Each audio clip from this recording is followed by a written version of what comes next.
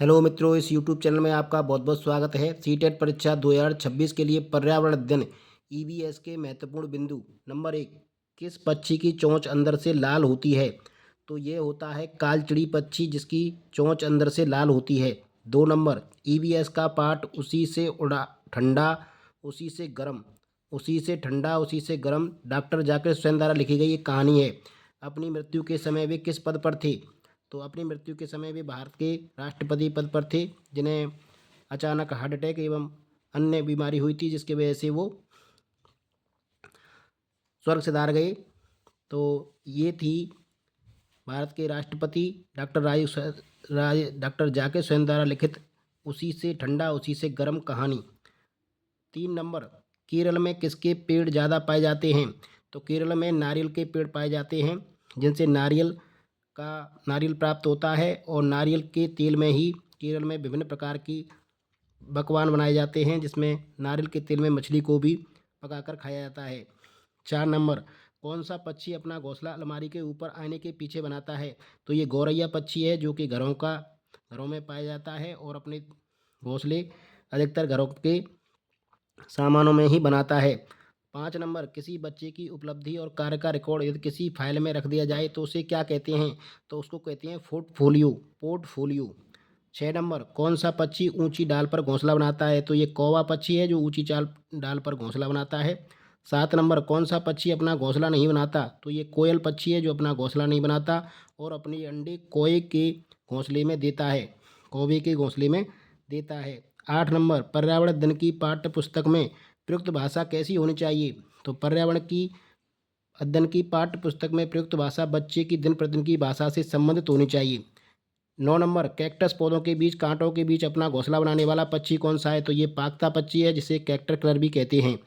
10 number, EVS में मानचित्रण कौन सा गुण विकसित करता है? तो ये स्थानों की सापेक्ष स्थिति की समझ को विकसित करता है। अगर बच्चों को मानचित्र का अध्ययन कराया जाता है तो उनको यह ज्ञात होता है कि कौन सा स्थान कहाँ पर है और कौन से स्थान की दिशा दूसरे स्थान से किस साइड में है। 11 नंबर, ईबीएस की एकीकृत प्रकृति किसमें सहायक होती है? तो ईबीएस की एकीकृत प्रकृति पाठ चर्चा के भार को कम करने और छात्रों को सार्थकता पूर्वक सीखने में होती है। प्रश्न नंबर 12, पक्षी अपना घोंसला क्यों बनाते हैं? तो ज़्यादातर पक्षी अपना घोंसला अंडे देने के लिए बनाते हैं, रहने के लिए नहीं बनाते। अंडे देने के लिए, जब उनकी मादा अंडा देना चाहती है तो वो अपना घोंसला बना लेते हैं। 13 नंबर, भारतीय संविधान किसके नेतृत्व में बनाया गया था? तो भारतीय संविधान डॉक्टर बी आर अम्बेडकर के नेतृत्व में बनाया गया था, जिन्होंने प्रारूप समिति की अध्यक्षता की थी। 14 नंबर, पोचमपल्ली साड़ियाँ किस राज्य से संबंधित हैं? तो पोचमपल्ली साड़ियाँ पोचमपल्ली कस्बे में बनाई जाती हैं, जो कि तेलंगाना राज्य में है। 15, आप एकीकृत ईवीएस कक्षा के लिए क्या योजना बनाएंगे? तो एक पाठ में 2 या 2 से अधिक विषय को सम्मिलित करेंगे, क्योंकि एक ही ईवीएस का पाठ्यक्रम जो है वो एकीकृत है। 16 नंबर, स्टेलेक्टाइट एवं स्टेलेग्माइट में किसका निक्षेपण होता है? तो ये सिलिका का निक्षेपण होता है। 17 नंबर, पक्षी एक ही वक्त में दो अलग अलग चीज़ों को देख लेते हैं, ऐसा क्यों है? ऐसा उनके सिर के दोनों तरफ आंखों का होना है। उनके सिर के दोनों तरफ आंखें होती हैं, जिसकी वजह से वो एक ही समय में दो तरफ की वस्तुओं को देख लेते हैं। 18 नंबर, वायु प्रदूषण को रोकने के लिए किसके बने थैलों का प्रयोग नहीं करना चाहिए? तो अगर वायु प्रदूषण या ध्वनि को रोकना है हमें, तो हमें प्लास्टिक से बने थैलों को प्रयोग नहीं करना चाहिए, क्योंकि प्लास्टिक के थैले यूज करने के बाद फेंक दिए जाते हैं और लोग उनको जलाते हैं, जिससे हानिकारक एवं जहरीली गैसें निकलती हैं, जो वायु प्रदूषण करती हैं। तो हमें प्लास्टिक के थैलों का प्रयोग नहीं करना चाहिए। 19 नंबर, हवा में ऑक्सीजन की मात्रा क्या होती है? तो हवा में 21% ऑक्सीजन होती है, 78% नाइट्रोजन होती है और 0.03% कार्बन डाइऑक्साइड होती है, जो कि एक ग्रीन हाउस गैस है। ग्रीन हाउस गैसें वातावरण में गर्मी पैदा करती हैं, जिसको हम ग्रीन हाउस इफेक्ट बोलते हैं। 20 नंबर, परम ताप पैमाना क्या है? तो परम ताप पैमाने में ताप को केल्विन में मापा जाता है। हमारे पास 3 पैमाने होते हैं ताप को मापने के: सेल्सियस पैमाना, फ़ारेनहाइट पैमाना, केल्विन पैमाना। तो इनमें संबंध है C/5 बराबर F-32/9 बराबर K-273/5। अगर एक मान सेल्सियस का मालूम है तो फ़ारेनहाइट का निकाल सकते हैं, और केल्विन का मालूम है तो उसको दोनों में चेंज कर सकते हैं। 21 नंबर, किन पौधों में प्रकाश संश्लेषण होता है? तो प्रकाश संश्लेषण क्या है? ये वो क्रिया है जिसमें हरे पौधे अपना भोजन सूर्य के प्रकाश की उपस्थिति, पानी एवं पत्तियों में पाए जाने वाले क्लोरोफिल की उपस्थिति में बनाते हैं और यह क्रिया सभी हरे पौधों में होती है। 22 नंबर, ध्वनि प्रदूषण को किस में मापा जाता है? तो ध्वनि प्रदूषण को जैसे हम लंबाई को मीटर में नापते हैं उसी तरह से पर्यावरण में कितना ध्वनि प्रदूषण है उसको डेसीबल में नापा जाता है, डेसीबल।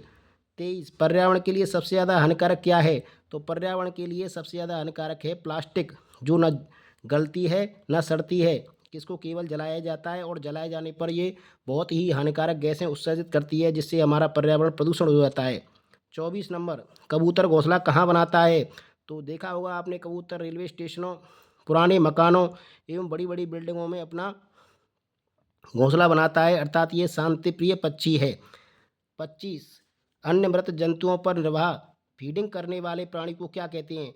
तो ऐसे जानवर जो मरे हुए जानवरों को खाते हैं तो उनको कहते हैं स्कैवेंजर या मुर्दाखोर, जैसे चील और गिद्ध। 26 नंबर, सीएनजी का पूरा नाम क्या है? तो सीएनजी एक गैस है जो वाहनों में प्रयुक्त की जाती है। इसको कंप्रेस्ड नेचुरल गैस बोलते हैं। ज़मीन के अंदर से निकली हुई गैस को हम कंप्रेस कर लेते हैं, उसको कंप्रेस्ड नेचुरल गैस बोलते हैं और इसमें मीथेन होता है। क्या होती है इसमें? Methane, CH4।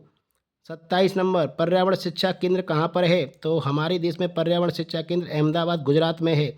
28 नंबर, चिपको आंदोलन किस राज्य से संबंधित है? तो चिपको आंदोलन उत्तराखंड राज्य से संबंधित है, जिसमें जिसमें सरकार ने उस उत्तराखंड राज्य में पेड़ों को काटने के लिए आदेश दिया था। तो लोगों ने वहाँ पर हर एक पेड़ से एक व्यक्ति चिपक गया और इस तरह से कुछ लोगों ने अपना बलिदान दिया और ये आदेश सरकार ने वापस ले लिया।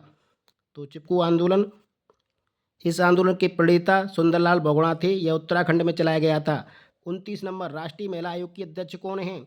तो इस समय राष्ट्रीय महिला आयोग की अध्यक्ष श्रीमती विजया किशोर रहाटकर हैं, जिन्होंने रेखा शर्मा का स्थान लिया था। ये 2024 से इस पद पर बनी हुई हैं।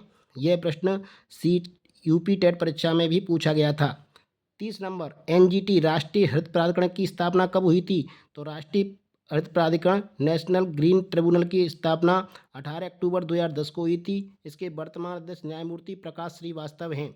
तो ये थे कुछ महत्वपूर्ण सीटेट परीक्षा के लिए ईबीएस से संबंधित प्रश्न। अगर वीडियो पसंद है तो कृपया लाइक जरूर कर दें, चैनल को शेयर एवं सब्सक्राइब भी कर लें। वीडियो देखने के लिए बहुत बहुत धन्यवाद।